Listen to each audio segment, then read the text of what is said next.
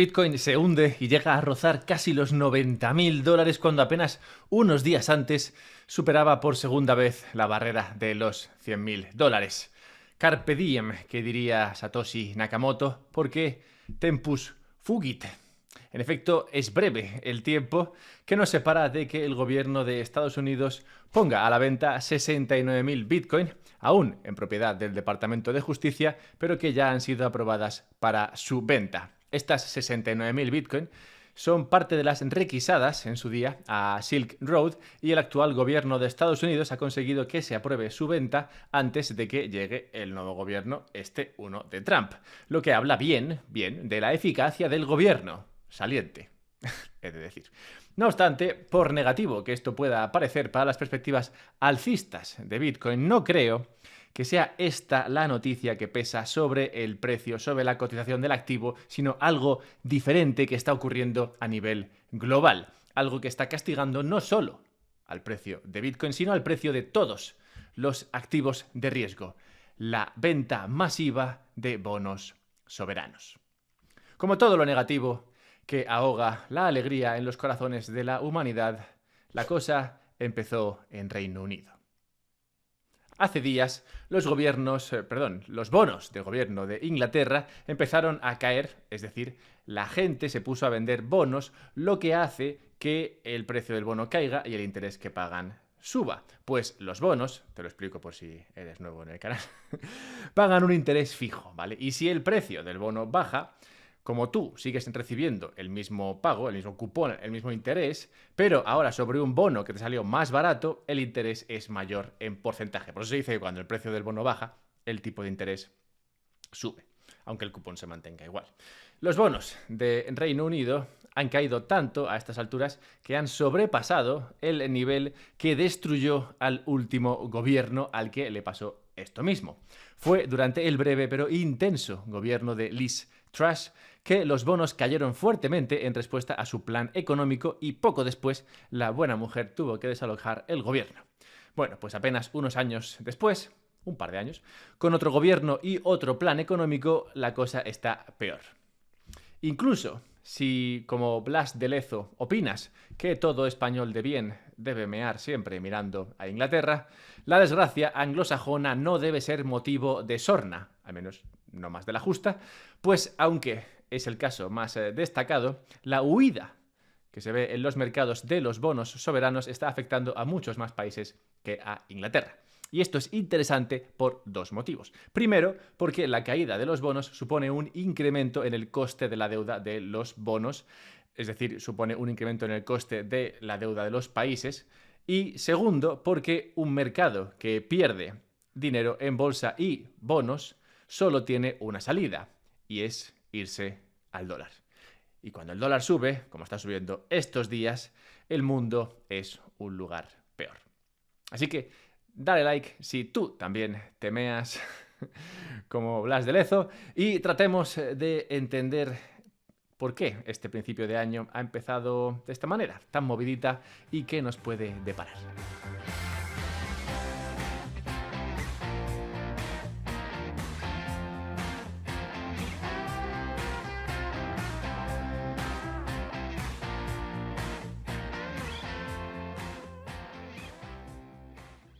Sé que he dicho que no está bien reírse de Inglaterra, pero es que no me queda más remedio y además creo que el chiste es ilustrativo de la situación.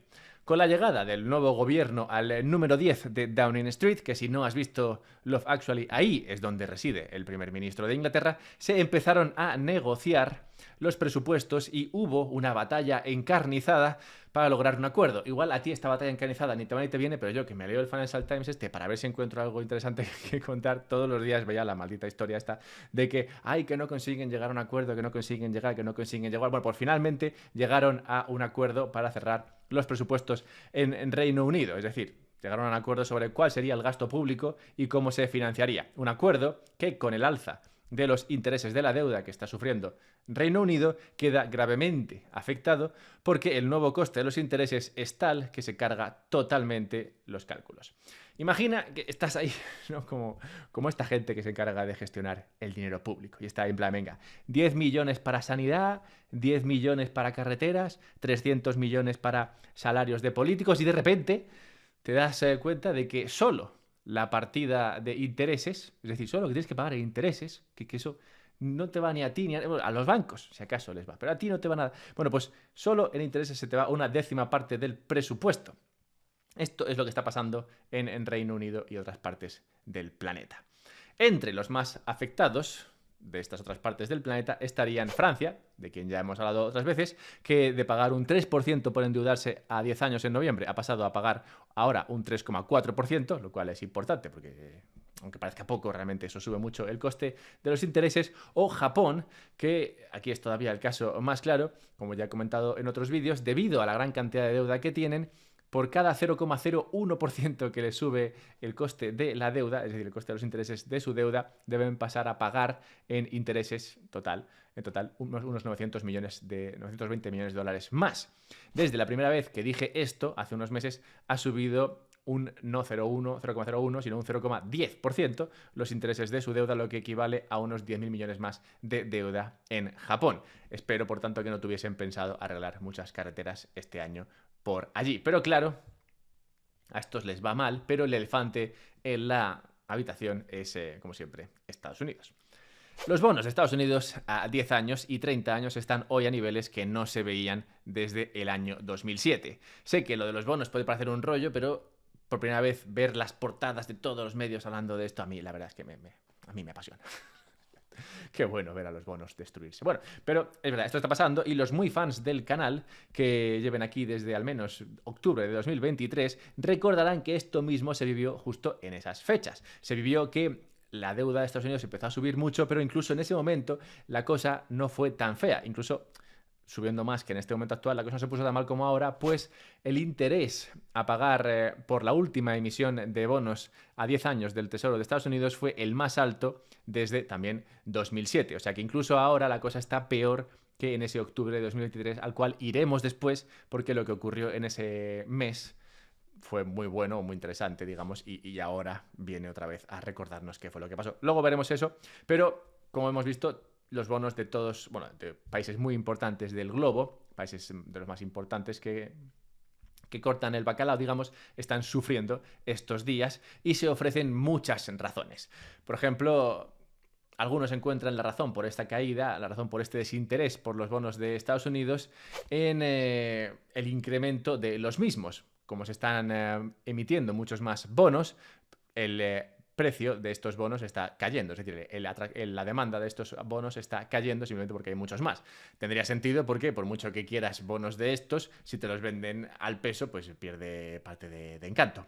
Pero bueno, se ofrecen otras razones, como he dicho, a esta venta masiva de bonos soberanos. Paul Krugman, por ejemplo, ha dejado de escribir para el New York Times, pero lo sigue haciendo en su blog y ahí decía que la caída de los bonos se explica por la agenda propuesta por Donald Trump para su segundo mandato, una que es abiertamente inflacionaria e implica que la Fed dejará de recortar e incluso subirá los tipos. No es nuestro premio Nobel favorito el único con una opinión, y un tal Neal O'Sullivan, analista de no sé dónde, realmente, a ver, no me importa, no me he puesto a mirarlo porque claramente no es un tipo con un premio Nobel, o sea que...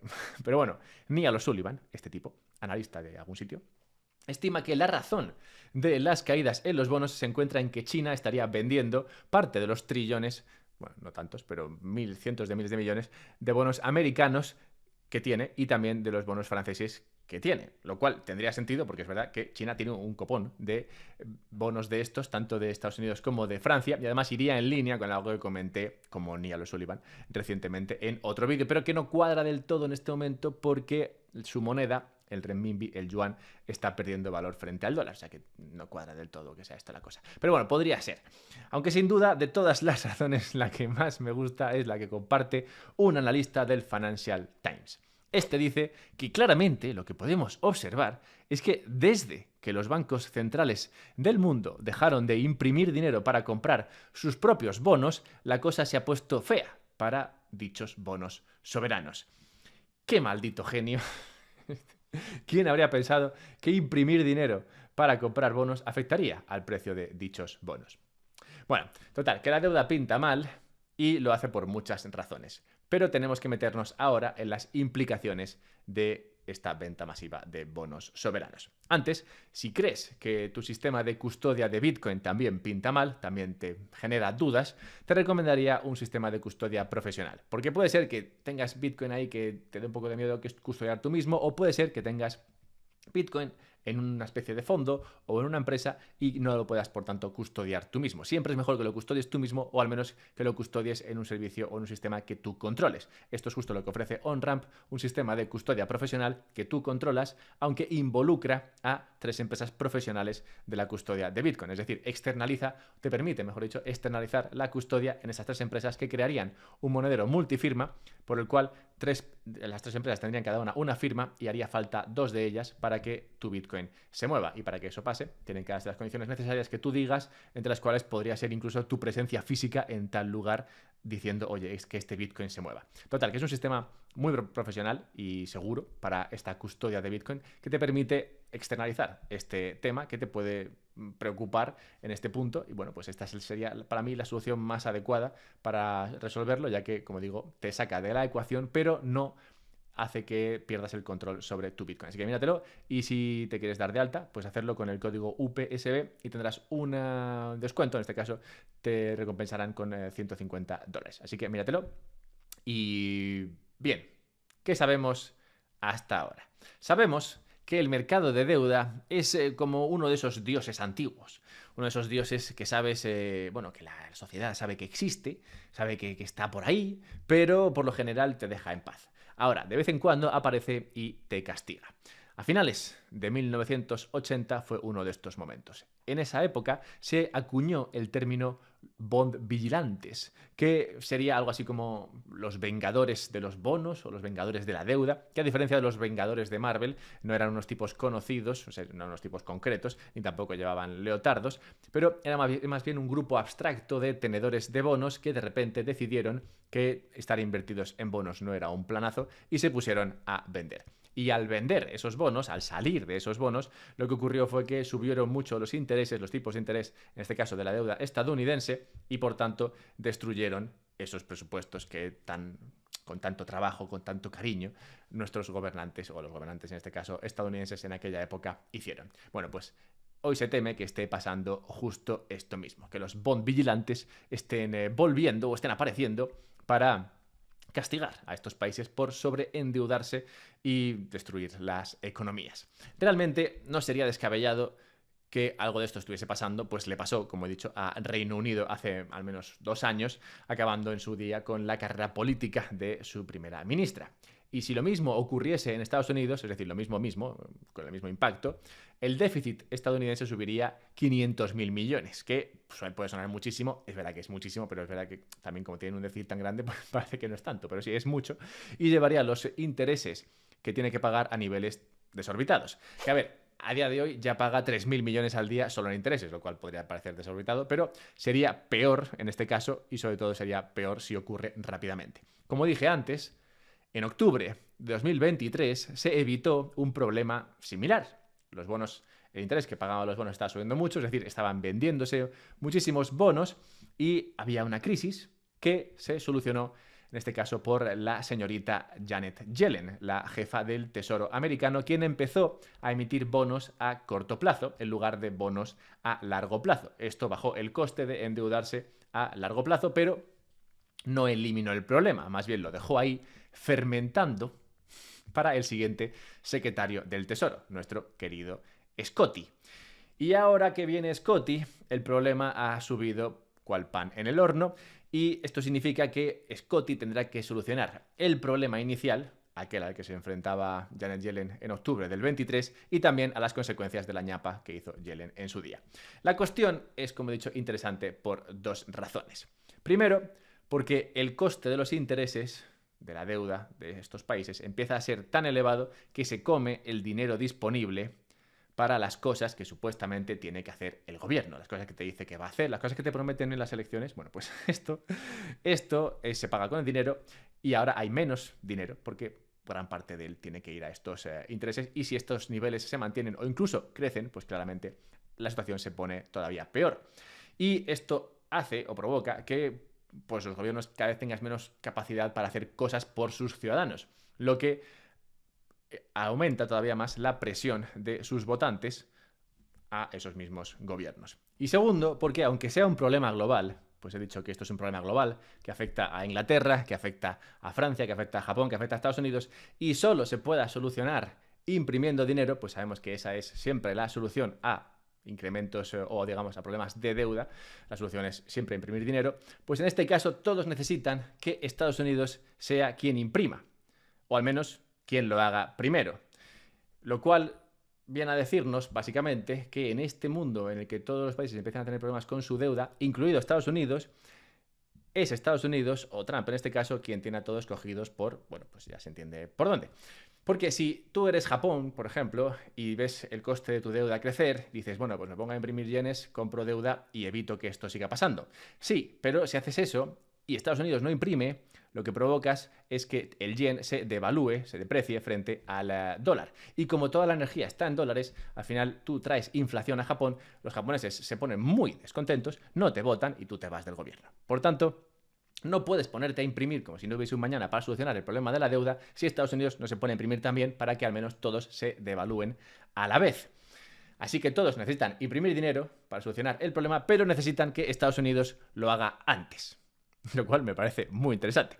Así que, mientras Trump consigue la posición que le interesa para negociar, pues todo apunta a que nos toca sufrir aquí un poco a ver qué pasa. Porque, todo, como he dicho, mientras que el dinero sale de la deuda y sale de la bolsa, solamente acaba llegando al dólar y, como he dicho, mientras el dólar sube, todo lo demás tiende a bajar, como estamos viendo estos días. Ahora, créeme cuando te digo que antes o después todos acabarán imprimiendo. Y Bitcoin será quien lo sabrá primero. Y lo que nos ocupará entonces, y eso será lo que trataremos en próximos vídeos, cuando esto empiece a pasar o cuando esto se empiece a ver, será qué tipo de impresión de dinero han decidido llevar a cabo. Pues no todos los tipos de imprimir dinero o no todas las formas de imprimir dinero son iguales.